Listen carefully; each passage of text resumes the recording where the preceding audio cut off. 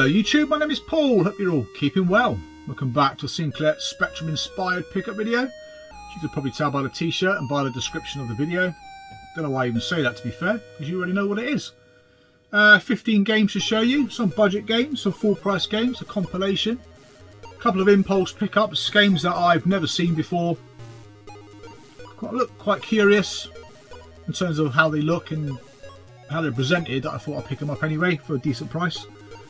But yeah, some weird ones amongst this lot. But the compilation I got is a nice long box compilation, which I always thought those boxes were reserved just for the Commodore Amiga, but apparently not. So I've got other videos planned for the future. I've certainly got another Ocean pickup video I want to do. Again, for various different systems. So I've got another pickup video for other, well, another one of those various pickup videos. So I've got games coming for the PlayStation, Commodore 64, Amstrad and stuff like that, so it'll be another variant video. Certainly got another Amiga pickup videos. I've been picking up games that many of you probably wouldn't recognise, but I pick them up if they come up relatively cheap. Certainly some weird and wonderful items in there, but not necessarily great games. But sometimes with the Amiga now at the moment, it's a struggle picking items up that I had back in the days. I've got most of them, or some of the more desirable titles, some of the more mainstream titles I already have them. So yeah, for the Amiga at the moment I'm kind of like just picking and choosing stuff to buy really. But besides that, I've had the odd pickup here and there, which I said previous.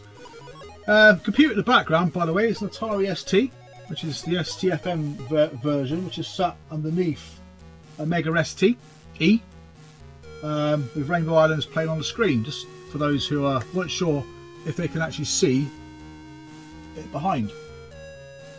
So Stu mentioned it being an Apple Mac. I've never used an Apple Mac in my entire life, I've got to be honest. Got a nice recent pickup here. Unfortunately it don't work. It's a 1084S monitor. It's got the issue with the switch. Unfortunately the switches go over time. The plastic gets brittle, they don't work. So unless I'm going to stand behind the monitor, keep my finger sort of pressed in, it's not going to work at all. But it's lovely condition. But yeah, unfortunately, as with a lot of other monitors I've got, I would like to get them service really and get the switches replaced with more modern equivalents. It's just trying to find someone who would do it in the southwest of England, Cornwall preferably. Devon's not a problem, or Somerset, anywhere around those sorts of areas really. But I don't really want to drive 200 miles to get them fixed, because logistically it's going to be hard work. So I'll take them all up in the car. I'll probably have to stay overnight. They'll have to be done on the day I drop them off, so yeah, it'd be a pain in the bloody arse, to be honest. The problem is they need doing. I don't want to not have them done. I don't want to have to sell it all and have no monitors at all. Because the monitors and the machines, when they go together, the correct sets, they look awesome, don't they? But yeah, so I don't have a load of monitors, but I do have sort of half a dozen that need to be looked at. But anyway, Sinclair Spectrum. What we got then? Show the budget games first, shall I? Oh, I know how much you guys like budget games. Now, I am going for multiple different sets. Not going as ballistic as I did say with the Hit Squad, so I'm just, if they come up in bundles or they come up at a good price, I'll pick them up. But some of these games are quite scarce. Just trying to sort them out in order I want to show you actually. So I've got, most of these are quite common as well, but games that I back in the day would have played. So I'll show you some of those first. So the first one I'm going to show you is probably one of the first games I played that absolutely got addicted to on the Sinclair Spectrum, the legendary Manic Minor. I've got it already on a full price Bug Bite release with the old whistling miner. But yeah, if you don't know this game from back in the day, you must be living on a different planet. But yeah, Manic Minor, such a great platformer, isn't it? I mean, I've never completed it to this day. It's brutally bloody hard at some points. I think even as a kid I could get to like level 5 or 6, the one with Eugene going up and down in the middle and the toilets flapping away. I could get to that and really struggle with it, and as an adult I've managed to get to about stage 11. But again, it's such an iconic title, and I believe this was part of a bundle. I picked this up. It's cheap. These bundles generally are really cheap, and you would expect to pay more than a quid or two for the budget version, even though the full price versions go for a little bit more. But yeah, the artwork's different. I think the artwork is taken from the Software Projects cover. But yeah, such a classic game. One of my favourite all-time Spectrum games, yeah? So Mastertronic added dimension, there's at least sort of 25-30 games of that little set alone, let alone the rest of the Mastertronic range. Now next up is a game I played on the Mega Drive back in the day. The Specky version seems okay. That is Golden Axe on the Tronics label. Tronics obviously will label that Virgin Mastertronic setup. It's not a true Mastertronic label. There's quite a few like that though, but Tronics is certainly a smaller subset, but I tell you what, it's bloody hard to collect everything for it. I managed to pick up one of the hardest games for it in this actual pickup video actually. Again, part of the bundle. Golden Axe, left to right, walking, smashing things in the head with swords and axes and stuff like that, picking up potions to build your power up. I beat it on the Mega Drive back in the day, but the Spectrum version is quite difficult. It's just trying to remember to do that kind of run and barge thing that they do. But yeah, Spectrum version, I've got to say, is not bad. It's not badly represented, to be fair. Great music. But again, it's nothing like the Mega Drive version, but certainly a good attempt on the ZX Spectrum. Next up, probably one of the most frustrating games known to man. This is on the Encore label. So you should already guess what game that is, if you know much about the Encore label. This is a boxed variant of it. Now, I don't know how many box variants there are of games on the Encore label. I've got about 3, but don't know how many there are. As I said in the previous video as well, with Encore games, you can get the old random game that has a gold cassette, which was a cassette I think they used in their compilations, or Elite used in their compilations, then reused or repurposed them for Encore games. So this one is Airwolf. It's the box variant. Again, I believe this was in a bundle. Most of these, well, not actually most of them. Some of them were in bundles, some of them weren't. One of those cabin shooter things. Most people would have played this game before if you owned a Spectrum, Commodore, or Amstrad back in the day, but it's one of the most frustrating games ever made. Got instructions on a separate leaflet. But yeah, you just literally go through caverns, shooting a brick wall. If not quick enough, the brick wall does replenish itself. So trying to shoot a space large enough to get your helicopter through. And the amount of times when I was a kid that I used to die, I used to get so frustrated with the game, I tell you. As an adult, I can get further. I've probably seen about 6 or 7 screens. A bit more patience, I suppose, but as a kid, bloody hell, this thing done my swede in. But yeah, again, like I said, part of the bundle, relatively cheap. I'd like to know how many of these box variants came out on the Sinclair Spectrum. But yeah, Encore set, I completed that a little while back in the earlier part of the year. For the Sinclair Spectrum, it's a relatively easy set when compared to something like Kicks, the Hit Squad, Mastertronic, Codemasters. They're quite tough sets to complete. That's an understatement, but Encore is quite a nice casual set to go for. It's quite achievable. I have a full set every individual game, but I don't have every variant of every game. Again, just pick them up as and when they turn up. Right, next up we have this game was mentioned to me by Will WB in the comments, to you and to me. This game was released under the Hi-Tech label and also released under the Codemasters label when Hi-Tech went bust. I didn't know that, to be fair. So that's quite a nice bit of information. That game is called Turbo the Tortoise. This was a standalone purchase. I think this one was about 20 quid. May have been 30 quid, I can't remember. Quite expensive. Don't come up very often, but there were 2 copies for sale on eBay. Both of them roughly for the same price. This is a very competent platformer. Screenshots on the back aren't Sinclair Spectrum, by the way. C64 version. But yeah, it's very, very competent platformer. It's a scrolling platformer, which, thinking back to the Spectrum, we didn't get many scrolling platformers. Most of them were either single standalone screens or flip screens. So to have a scrolling one was pretty cool. So for a budget game, it's a very good game, I've got to say. Certainly one I'd go back and play. I think the game is in monochrome on the Spectrum. You probably see that from the gameplay footage. But yeah, quite a difficult one to find. Certainly one of the more difficult Hi-Tech games to get. I think I'm missing the 2 box games, like I said before. The Jetsons and Potsworth, both difficult to find. And I'm missing... No, I'm not missing one. One's on its way. And the other one, I can't remember what it's called.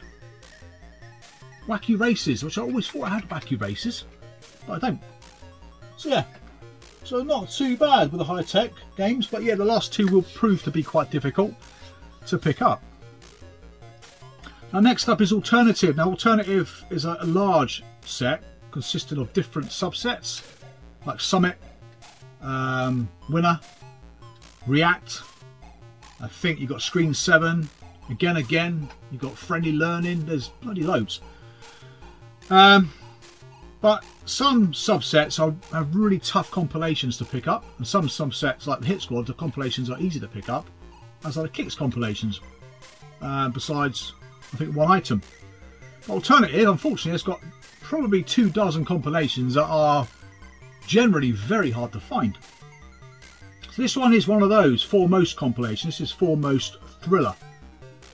Now this was in a bundle. I think the bundle cost me about 26 quid, but this would have been the game within the bundle, which would have caused the price to go up.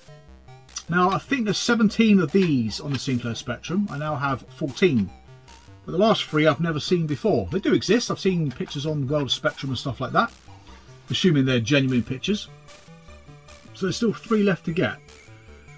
But yeah, so on this one you got Splat, which I remember the cover for Splat and the full price being kind of like a foil holographic-y cover. It's quite cool actually. Never played it. Fury. I remember Ash shaped one before you picking this one up in one of his videos. I think it was quite a recent Amstrad pickup he had. I'm not sure if it was Martech. Now, from what I remember, Martech were bought out by Alternative, or turned into Alternative. I don't know how it worked out, but yeah, Martech and React was Martech's budget label, and then React ended up being a label within Alternative as well. Vixen was indeed released on that React label. Now Vixen, famous for its cover of, I can't remember her name now, X page 3 model, glamour model, but the game itself is grim. And Mega Apocalypse, which I can't remember who released that originally, but yeah, these Foremost games are a pain in the arse to collect for. There's other compilations within the Alternative range, like the Postman Pat trilogy, the Popeye trilogy, some kids, there's 2 kids compilations, there's a ginormous compilation which I missed out for about £2. It's literally about that big. It's got about 50 games on it. But yeah, a difficult collection to go for Alternative, so it's nice to have that. Then we got another Tronics title. Now this Tronics title is arguably the most difficult Tronics title to find. It was released previously on its full price label, which was Melbourne House, and then it was released again under the Mastertronic Plus label, then finally got a Tronics release label. And to my annoyance, I realised I don't have the full price version, which is the version I had back in the day. Very competent shoot 'em up. Have you guessed yet? Have you guessed what it is? So this is the Mastertronic Plus version of Xenon, which is very common. You can pick this all up quite easy for £1 or £2. Then the Tronics version, which came up in a wider bundle, which is very hard to find. Came out probably around 1991. So very pleased to have this. There's a couple of tough old titles to find on the Tronics label. One is Monty Python's Flying Circus, which luckily I have that one. There's 2 more that I'm missing. I think it's Continental Circus and Always Forget It.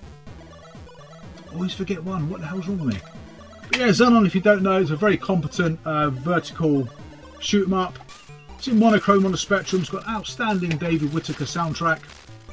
Very iconic. You can go between sort of a ground-based tank craft thing to a spaceship, shooting away, picking up power-ups as you do, like most of the shoot 'em ups really. But yeah, as a Spectrum shooter, it's probably one of the finest games on the Spectrum.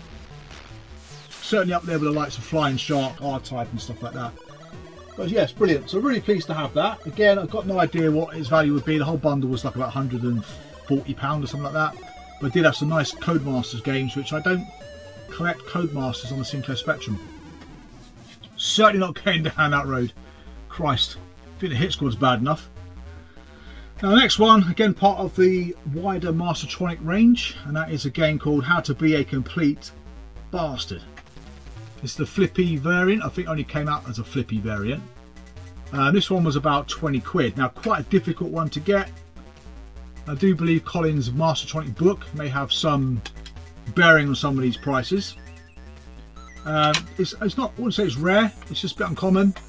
Quite desirable. I think I got this on the full price label as well, but as a Ricochet game, probably one of the most expensive you'll pick up. But I don't think it's one of the most difficult either, to be fair. Don't have a lot of experience for this one. It's certainly never played it back in the day, but by the looks of it, you're roaming around a house trying to do things that piss people off. I think you've got like a smelly meter. I'm not sure how that works even. Do you know what I mean? I was picking up old socks and stuff like that and putting them on. Dirty pants. Quite revolting really, isn't it? But you do stuff just to be an absolute, I suppose, bastard. But yeah, it's kind of an arcade adventure. If you ever played it before, you're just searching things and finding objects and just generally pissing people off. But yeah, nice one to have in the collection. Right, going to break up the budget and the full price games with that compilation now. Now the compilation is by Gremlin. You don't see it very often. It does contain a couple of games in there from US Gold. That is 10 great games by Gremlin. They're very cool. Yeah, very cool box actually. I do like that. Yeah, don't come up very often. This one I think I bought from retrogames.co.uk. I think there's one I did and one I didn't. I think this was about 20 quid. Which may be a little bit expensive, but internally you got 3 cassettes. And that, I'm just wondering where my t-shirt is. Surely you get a t-shirt with these long boxes, didn't you, back in the day? I can't imagine for 1 second there would be a t-shirt in there. But yeah, games like Hate, Skate Crazy I had back in the day, Dark Fusion, Super Scrambles, very good game. Roadrunner, had that back in the day, bloody hard game. One of those games that you looked at the covers and really wanted it. But the naughty thing is, with the adverts, they had the bloody arcade footage, so everything just looked fantastic. I believe I got it through the Home Computer Club as well. Butcher Hill, not a good game. Garnicus Hot Shot had that back in the day. Football of the Year 2 had that. That was the last Spectrum game I ever bought back in the day. Street Fighter, Grim, and Sidearms, a very competent shooter. But yeah, nice compilation. There's another one like this, but I think the box is almost like polystyrene.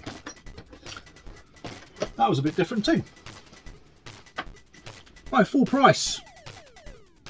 Maybe one of them is semi-full price, but they are full price anyway. So first up is quite an elusive hit squad game. This is for the Domark collection. Now Domark, the hardest games to find in the Domark collection seem to be the compilations. So games, compilations like the James Bond compilation or the Star Wars compilation. Or I can't think of the others. There's sort of 3 or 4. One's called Superheroes. It's in a black box. There's a few of them that are quite difficult to get.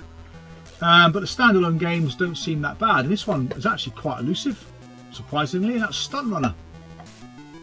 Quite an average game. Good soundtrack. But again, it's one of those games that you would have thought should never have been converted to a home computer.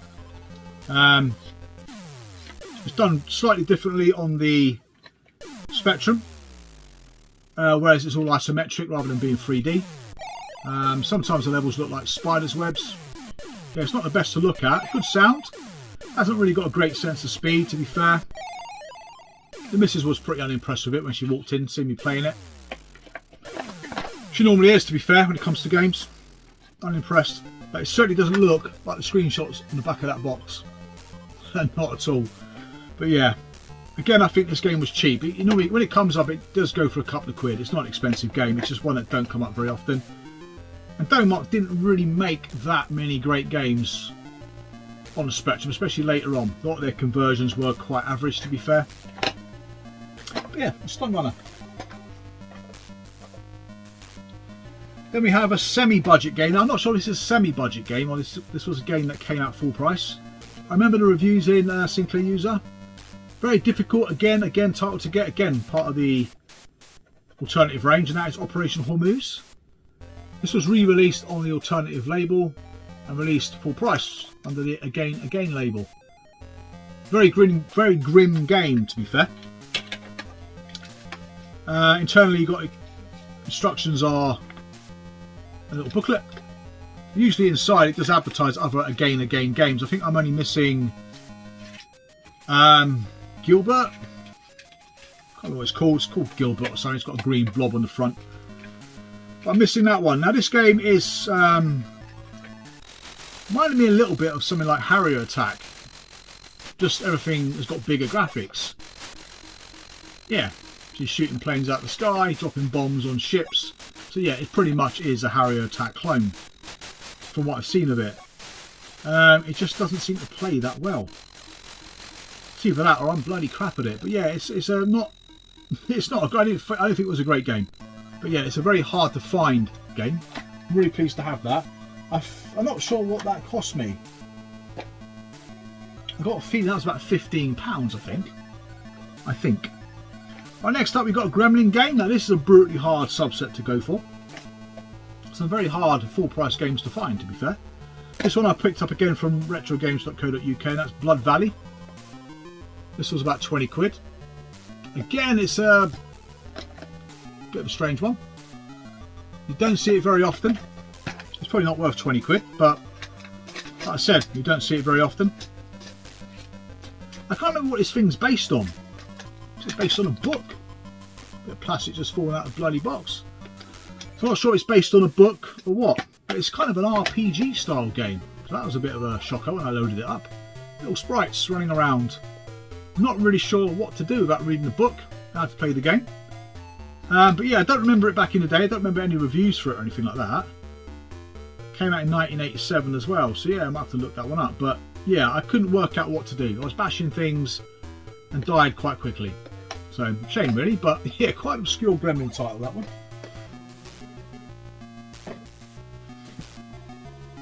Down to the last three. Thank God, I hear you say. Now, one's a Firebird game, one is a game I've never even heard of before. I was just intrigued, it was a decent price. And some kind of strange looking sleeve. And then the other one is a Codemasters game. I don't collect Codemasters on the Spectrum, but this game has always appealed to me, but I've never bothered with it back in the day. But there's a variant of it that is ultra rare, and yeah, very desirable. But yeah, we'll get to that in a minute. First up, I've got a game by Andrew Braybrook. He made some cracking games, didn't he? Cracking games. I'm not sure if they were always called Graft Gold. Graft Gold, Rainbow Islands. They made that as well. Steve Turner, maybe. But yeah, that is a brilliant company. Generally produce some outstanding games. Now this one, at first glance, looked a lot like Uridium. Now I thought this was Uridium's sequel, but it plays nothing like Uridium. Yeah, graphically it's quite similar. That game is called Intensity. This came up, I think, about maybe £10, £12 buy it now, so I snapped it up. So it does normally go for a bit more. But I was expecting a Uridium style shoot 'em up. But I haven't got the grips with the mechanics of this game. You control two different elements of a craft. One of them kind of floats around the screen picking bits up. The other one's almost like it goes to certain locations within the map. And you can place it down at certain points to pick up. I don't think they're people because they're like round circles, but I'm not sure what they are, but it picks them up. So I'm not entirely sure what to do with it. It's just a very strange game to play. It seems like great fun. Just a bit taxing, which I think a lot of these kind of early games were. But yeah, really nice to have it. But yeah, first glance at the back of the box there, I thought, bloody hell, it looks like Uridium. But yeah, so that team, yeah, Andrew Braybrook, yeah, very skilled programmer. But yeah, very good. Graft Gold did some fantastic games. Now next up is this obscure title that turned up again, I think, for about 5 or 6 quid. It's very hard to find by all accounts. Game by Design. Again, know nothing about them. But I think Design and Crystal Software, I think they're the same company, but I'm not sure which one was a budget label, which one was a full price label. But judging by this being $7.95, I would say it's full price. From One Step Beyond. Norwich, is that? No idea. Forbidden Planet. Or Forbidden Planet. Yeah, it's a very strange one. It's all in kind of like What's the graphical style like? Vector graphics, yeah, it looked very similar to something like Star Wars, but I have no idea what I'm doing. I really haven't got a clue. It does give you the instructions at the start of the game, to be fair, but I just didn't really fancy playing it. It seemed a little bit too complicated for my little mind. Comes in a double case like that, which is a bit random. I do need to replace the plastic bits. This one's cracked, that's cracked. Yeah, not really sure if there's supposed to be anything else within this or not. I don't know. It's a very obscure title. I'm doing a bit of research on it. It can go for quite a bit of money. So I think there's one more game that looks a bit like that. It's very similar sort of paper sleeve. But yeah, first time I've ever seen it like that. And finally, last but not least, is a game I actually spent about an hour playing. Now this game, yeah, it's got a small dual case variant, this variant, and the uber rare variant that I think was given away as part of the competition from The Sun newspaper. That is called Rockstar Ate My Hamster. So yeah, it's a good game. Lovely bit of well, it's quite a nice presented package. Inside you've got a few stickers. I believe this one is complete. It's got a few stickers in there. Hello darling, what can I do for you? Please don't bark. Go and do something. But yeah, instructions, pamphlet, cassettes. But yeah, it's quite a big game. So basically you are like a music mogul. You can recruit 1 to 4 rock stars, so you can create a band or just have a solo hit. Solo artist making hits. Give them gifts. What else do you do? Bit of practice. Do gigs. Do publicity, stunts, whatever you do. It's kind of like a very basic game. Very similar to, say, Mugsy. Remember Mugsy back in the day? You only had about 7 or 8 screens. And you had to do certain things and pay certain amounts of money. It's very similar to that, to be fair. The more money obviously you put into your act, the better it should be. But some of the comments that are made within the game, it just would not be allowed in today's society. Yeah, quite close to the bone really.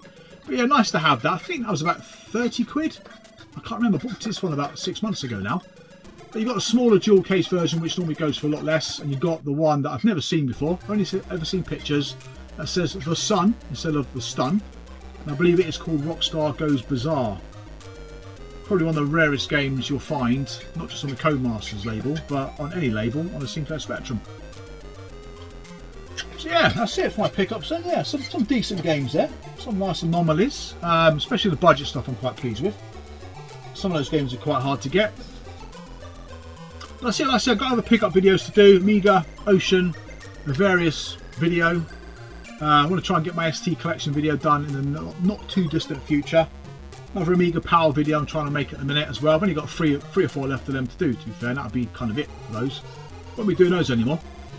Might even bring back the old Spotlight video and start going through when I get my new FM Towns, because you noticed the FM Towns disappeared. I have sold that. Well, part of it anyway, but I've hopefully got another one on the way of a later variety. Hopefully it's more reliable. But I'd like to do some Spotlight videos of some of the games on that system. So I have got another game coming with it as well, which I won't show that until I do like a Grail Christmassy special video. Which, to be fair, Christmas ain't far away, is it? Speaking of events, Blackpool. Blackpool is only a few days away now. Look forward to going to Blackpool. A bit different last year. There's a lot of familiar faces, well, familiar faces to me, missing. So hopefully some of those more familiar faces will turn up. But last year certainly felt like quite a fractured affair. But yeah, it's a really good event. I do like going there. I do like staying in the flipping Grey Bar Hotel. Yeah, very, very quirky. One thing about the Norbreck, the prices haven't changed in like I've only been going 4 or 5 years, but the prices stay the same. So hopefully the booze prices aren't much different. I do have to remember to bring cash with me, so it doesn't take card in the hotel, which is bloody weird. So unless they've all of a sudden woken up in the 21st century there, it's all cash all the way, unfortunately. The event itself is good. I mean, I do like the event. It's got loads of stuff to do, loads of machine setup, arcade cabinet setup, pinball cabinets. They do events, they do sort of live talks and stuff like that, so that's all cool. I think there's some people going this year, like Bill Harbison promotion, Geezer Games guy, he's been making some Amiga homebrews, so that'd be quite cool. Hopefully he doesn't give me a hard time over my fake Rygar, but you never know. That was a gift, by the way, I didn't make it myself. But yeah, so now I look forward to going up there with Chris and hopefully meeting up with Steve, I believe. And then, yeah, make the 8-hour trip to Blackpool. So looking forward to that. So big shout out to Chris Novabud for the lift, really. So thank you very much, Chris. Steve, I'm sure he'll be rabbiting away in the car. And Steve Retro and Lim as well. So thank you very much, Steve. As always, to see you guys in Blackpool. For those who I don't see in Blackpool, I'll see you guys again real soon. So take care and bye for now.